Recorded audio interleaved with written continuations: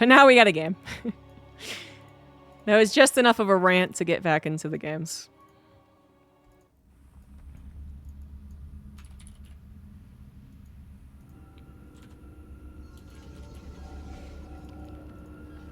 Alright.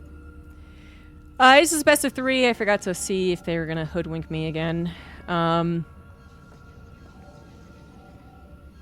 Grand final is best of 3, and then another best of 3. Okay, so we're still doing that.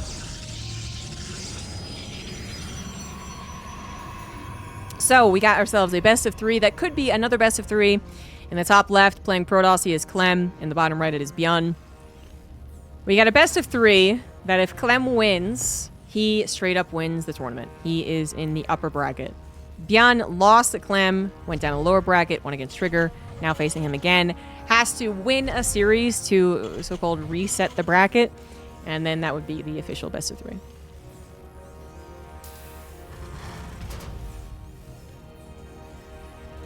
There's also a lot of other things wrong with the Wheel of Time show, by the way, but that's my biggest complaint right now, actually. I just ate.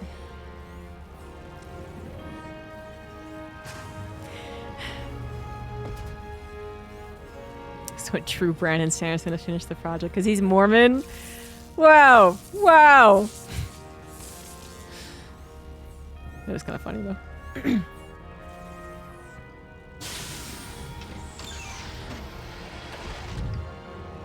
Pillow friends is what they're called, yeah. Is Wheel of Time reasonable to try to watch for someone who's never read the books? Okay, so I can't answer that, actually. I can't. Because what I do, I watch it with my mom. My mom enjoys having, like, our weekly, like, you know, TV nights.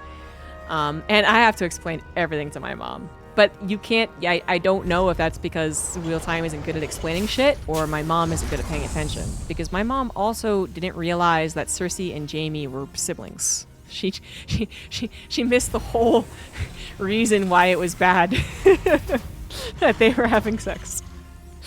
So I can't answer.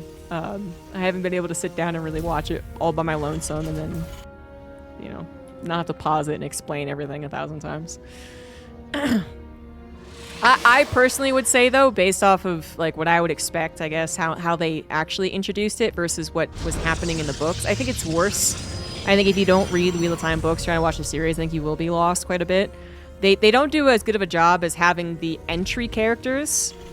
So I've talked about this before, but, you know, in Star Wars, R2-D2 and C-3PO are kind of like these entry characters that are there to explain a lot of things to the farm boy on Tatooine.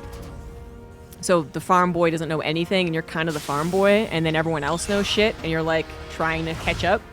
And it's kind of like the role of the reader, the guy who's entering into the story, the universe that you don't know anything about. And Wheel of Time did that fine in the books, because you just were a bunch of farm boys, and everything was, like, magical and just, like, almost unrealistic. They didn't think Aes Sedai existed and stuff. But in the TV show, they're just like, here you go!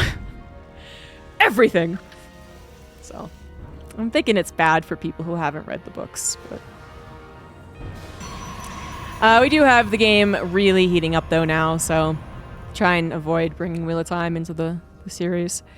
Phoenix opener from Clem, actually. So they played a best of 3, and in that best of 3, Clem did go for a Stargate once, and he might have intended to do Phoenix, but he had to produce oracles because he was being proxied. So, hard to say, but as... for all intents and purposes, right, this is the first time we're seeing Clem bring out this Phoenix build. He's also doing it with a Twilight Council, so he's kind of bringing out a build that's not as popular as it once was. I've kind of missed it. I was a little worried for a second. But yeah, I've kind of missed it. Phoenix Charge. That's going to give Clem control of the game for a while, as the Terran player just has to respect this. If you underestimate Phoenix Charge, you don't escape Phoenix Charge. So that's the biggest concern. We've seen Terrans push against it, and it can work. It just, if you misjudge it, you die. Oh! What? Wait, what? Wait, what? He went 3 Phoenix and still went Blink? Okay, never mind. Generally, if you go for Phoenix at all, but certainly more than one Phoenix, and you go for Twilight Council, yeah, I immediately go over into Charge Phoenix. But I am wrong. It is Blink. It will be Phoenix Colossus. I mean, it's hard to even say it's Phoenix anything, you know? Like, this is a very light committal of the Phoenix. Almost mind gaming? Almost like it's a little mind gaming, maybe? Maybe? Byun might be thinking it's Charge, and that's why Clem changed his mind. Because if it is Charge, again, what I was talking about, the Terran has to be really careful about pushing out. But seeing as it's still over and over and over again, only 3 Phoenix, not 5, not more than that. He might be picking up on Clem's alternative composition.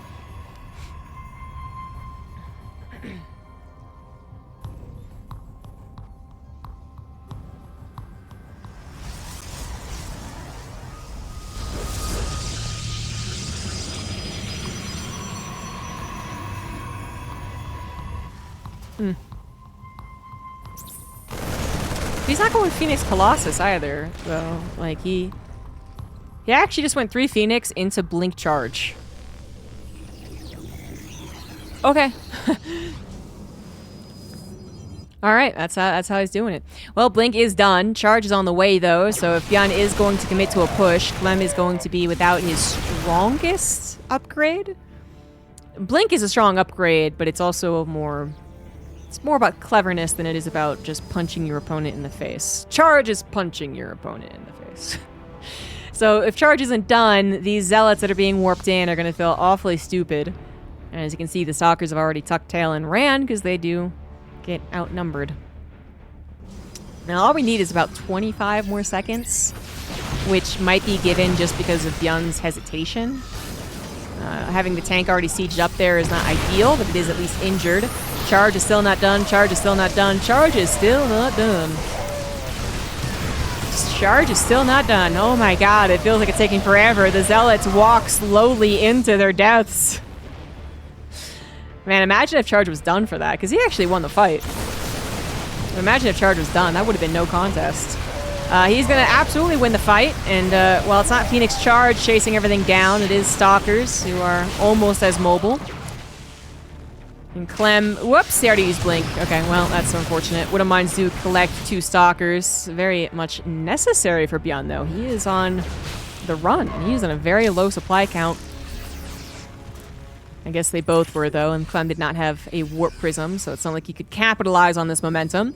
But now Charge is done, and now it should look a lot better. Colossus are on the way, and he took basically no damage at the third. I see the shields are gone, but no damage. And the Observer is still up and running. Okay, finally does what he did in the last game, but there's a second Observer. Finally, Clem's insistence on putting more than one Observer on Byun's side of the map actually works, rather than just losing him 4 observers over the game. Oh my god. Oh, no. Now you just want to leave the game. No. You know, here you were like, how this guy doesn't have charge, an idiot. Oh wait, no, he kind of still won the fight. All right, that was my bad. But then you lose a medevac going for a drop. That's when you're just like, well, now I feel fucking stupid. Now you really emphasize it. And then you just want to leave the game.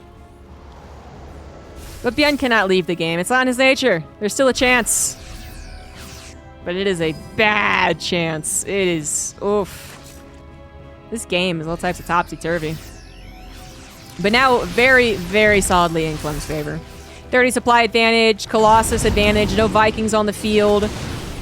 Is maybe going to have an upgrade advantage as well if he chronos the +2. Not the most important thing right now, though. Byun going for a drop in the main base. Real Hail Mary tactics right now. He knows that he won't win a direct fight, so don't take one. And try and buy a lot of time by going for drops, which, if he escapes with a drop, is all fair game. He will not escape with the drops, though. Only one escapes. Meanwhile, the army that was hoping to find a 4th base gotten too soon finds nothing except death and misery. The Zealots jump on top of it. The Colossus, well, eventually will impact the battle as well. And Byun has lost so much supply. GG's. I was really worried about that charge timing. I really thought that was going to make that battle look so much worse. It wasn't too bad, actually.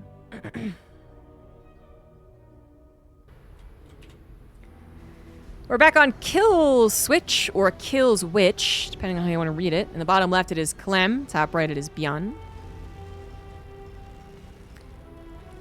Have I tried Beyond All Reason? I haven't. I feel like people ask me, but I'm not really interested in all these new types of RTS that people try to convince me are real-time strategy. I don't actually remember what Beyond All Reason looks like. Is that the one that just like has... It's like really zoomed out and there's like a billion things going on. Mechabellum is also zoomed out, but Mechabellum has... It's more like a direct strike where there's like two forces fighting each other. But like Beyond All Reason was just like everything everywhere. Yeah.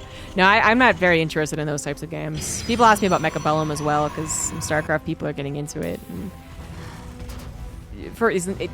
I don't know about Beyond All Reason. That could actually be a real-time strategy game, but yeah, I've ranted about the real-time strategy as a genre thing before.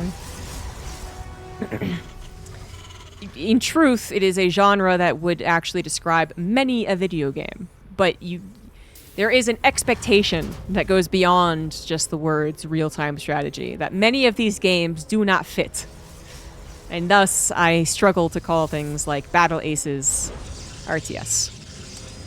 And Mechabellum is like that too, because Mechabellum is it's like an auto battler, right? I think it's actually what they call it, but some people call it an RTS. And I'm just like grumpy in the corner, I'm like, no.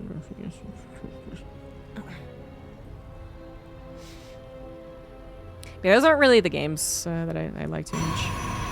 Byun did Engineering Bay block in the last Kill Switch game they played. Byun did not follow up. He's still not really following with any particularly aggressive. But what was really interesting for Clem, actually nothing aggressive. He goes for a command center after barracks. But what was interesting is that Clem seemed to have a good idea as to how to respond to the Engineering Bay block on what I think is the freshest map. It's the newest one, right? And it seems not to have been a fluke. He does it yet again. He gets Engineering Bay blocked in the natural and says, okay, fine, it takes the third, this third. Because I feel like there is still a case for taking this one, but I really can't. I'm not going to be the one that determines this, okay? I'm a follower and a leader. And Clem says, take this as your natural. Okay. Very interesting. Byun might be feeling a little bit of desperation. We got ourselves, first of all, an Engineering Bay block into a 1-Rax command center. Now, that's actually not what you do after Engineering Bay block 9 times out of 10. Most of the time, it's a factory expand at least. And then maybe some people do like a 1-1-1 cheese. But it's a factory expand almost always. So that's already different. Now, the Adept having shaded completely does manage to see the command center. So that's a bit of a bummer for Byun, who couldn't stop the shade from happening. But then, beyond that expectation kind of twisted, Byun goes for a 3cc hidden third base. I think in a very ideal world, Clem does not scout even this command center, thinks most importantly about the follow-up and how he has to defend it, and doesn't scout the command center, doesn't scout obviously the hidden command center, and then Byun has this huge boon that he got away with without any repercussions. It's a little off now because Clem did take the chance of sending his Adept out to see what his opponent was doing. Because if it was a factory follow-up to the Engineering Bay block, there would be units out in the field that could have killed that Adept. So, you know, I would say, actually, Byun was very much hoping that would not have scouted the command center. But say, Livy, it still doesn't know about the third CC. It doesn't know about it being hidden, already done. It doesn't know about it in general. If Clem had opened up with a Stargate of any sort, Oracle or Phoenix, he probably would have gotten a scout that would have made him then look for a hidden base. He would have seen 3 barracks, no factory. This is, you know, pretty late, even though a 3 barracks opener is a thing off of 2 bases. This is delayed even further because of a third CC. And so a Phoenix would have gotten in here and been like, well, where the hell is the third CC? Like, what's going on here? Instead, the Twilight Council opener, you don't get that fast, direct scout. Not until you get the Robo and the Observer. So...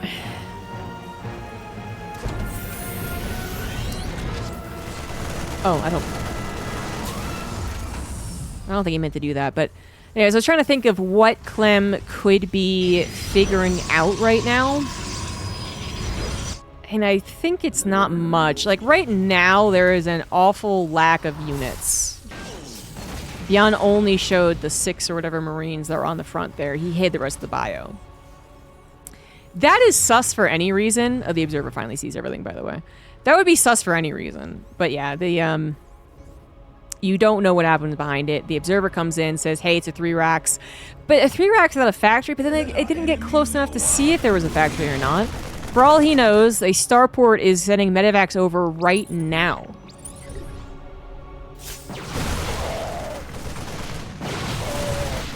No medevacs needed, apparently. Shield battery number 2 actually takes some shots, and the backup shield battery is going to be very, very, very, very, very helpful. The probes were pulled into this. It was a bit of a desperate moment. As soon as Clem saw the amount of bio, he tried to get as best of a response as possible. But there's only so much he could really do to stop the bio from trying to blitz in. Its whole goal was to blitz. It was going to blitz almost no matter what. And then it was a question of how much you lose in that blitz. 10 probes and a handful of stalkers isn't too bad. 5 stalkers? It's pretty painful, actually. Obviously, it would have been much better if that first shield battery had finished and then helped stalkers as they took the high ground advantage, even for a second. But that's not what happened. Overall, though, well, I gotta remember this is 3cc. All right, so if this was an actual 2 racks, 2 base 3 racks, I would just be like, but it's a 3cc one, so. But this observer now sees. It's like, why are these your starports so late? Where is the starport? This is the starport. That is such a late starport.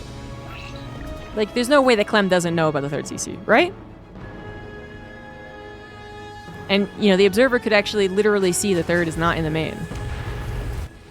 Or the natural, I guess. I guess it could have fit back there? Huh. That'd actually be some funny play if you tried to hide a 3rd CC back there.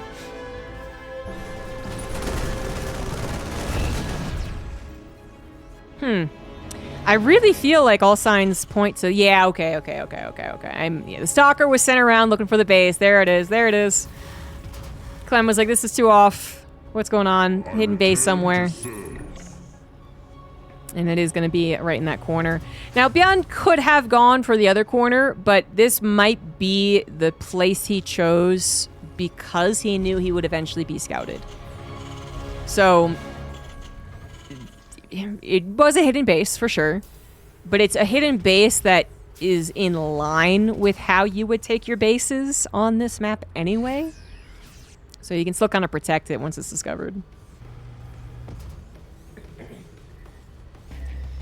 Kind of protect it. It's not the most direct path though, so your reinforcements are going through here and your protection is over here. Yeah, you're gonna need to actually be mindful of how to protect that.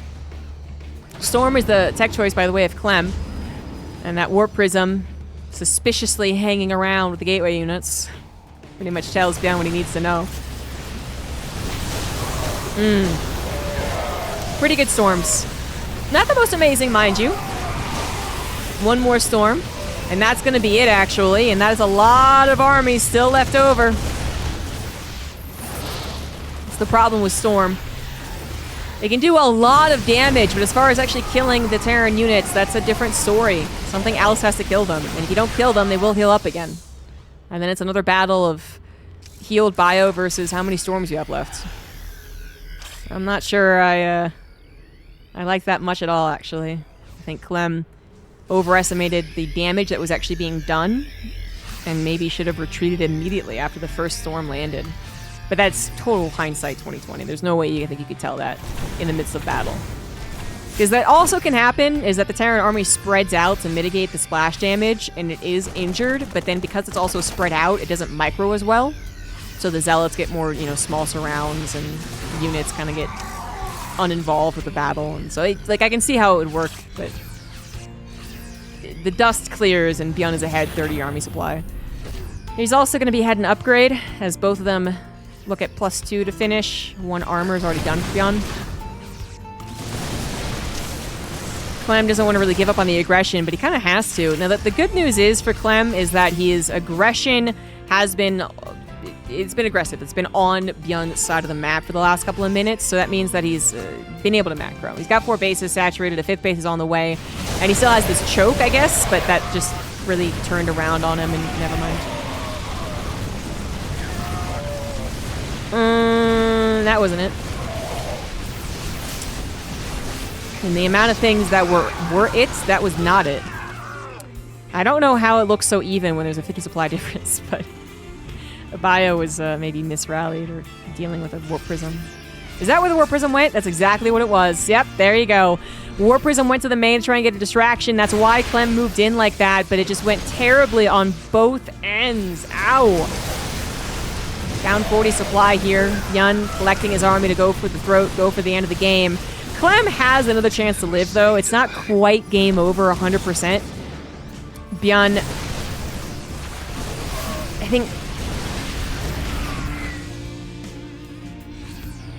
I think he's going to keep the lead. But this game's going to go on for a little while longer. Clem just has a very strong economy backing him. 80 probes now on 50 bases. 5 bases. Upgrades pretty even, although favoring Byun. Colossus now out with the lack of Vikings from Byun. These are the things that are giving Clem's chances to stay in the game. But Byun is not that far behind on the economy, guys. He actually has 5 bases of his own. And a Protoss in this day and age, basically like a Zerg, wants to be up at least 1 base. And Byun still has the army supply lead, which is going to come at Clem probably when it's maxed. But then it'll still be 200 supply versus 170.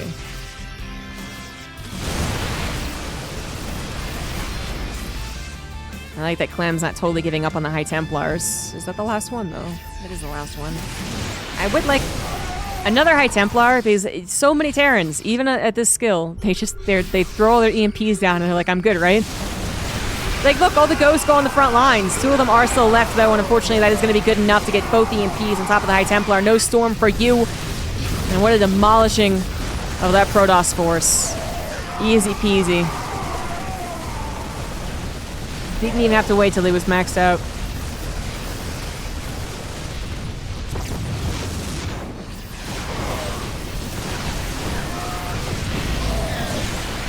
Clem's not going to 2-0 here. He will be forced into a 3rd game. Byun, at the end of the day, successfully did a 3cc hidden base build. If he hadn't had a 3rd CC the entire time, he's blitzed into the natural that killed a decent amount, but, you know, maybe not enough. It was only 2 bases. It would have been problematic for him. Clem's insistence on engaging also would have been far more problematic to a 2-base Terran. It would have looked a lot closer to the previous games between these two, where Byun would not be able to replenish his forces fast enough. Tied up 1-1 in this best of 3. Bottom left it is Clem. Top right it is Byun. So again, if Clem wins this, he wins the entire tournament. If Byun wins this, there is another best of 3 to play. So that's, you know, Byun's goal, obviously. Byun did a little cheeky last game. Macro cheese, some people would call it. Relies heavily on being unscouted. Which I would say cheese, that's a qualifier of cheese, yeah. And it wasn't. It took a very long time for it to be scouted. It was a gamble, though. If Clem had gone for some type of faster scout build, whatever he did to get a faster scout, saw a suspicious lack of stuff, then he would have known about the 3rd CC. He would have been able to deny it. Almost certainly. But Byun chose a good build for the situation. He kind of set up an expectation from the Protoss, too, with the Engineering Bay block to be a little more on the defense. Not so much thinking and worrying about them out-macroing you, but rather worrying about what they're going to attack with post-Engineering Bay block. Because that is, again, 9 times out of 10, it's going to follow up with the factory. Whether it's Hellions, or 3 Reaper, 2 Hellion, or just a Widowmine drop, which is what Byun has been doing, is you don't know, but something aggressive. And instead, Byun went for the macro. You can only get away with that once. as soon as you start to show anything at all suspicious or a little off, like, you know, for instance, hey, engineering bay blocked me, why is he not following up with anything? That's going to make Clem think faster about the third CC potential.